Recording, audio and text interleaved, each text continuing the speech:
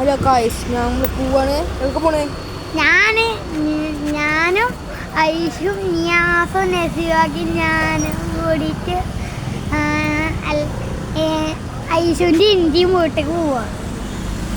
എൻ്റെ ഉമ്മനെ പിടിക്കില്ലേ? ഇതിലേതാ ഐഷു?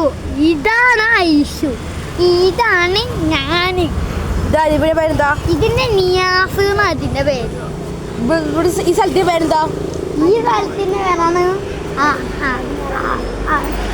അടിഞ്ഞാറങ്ങാടി.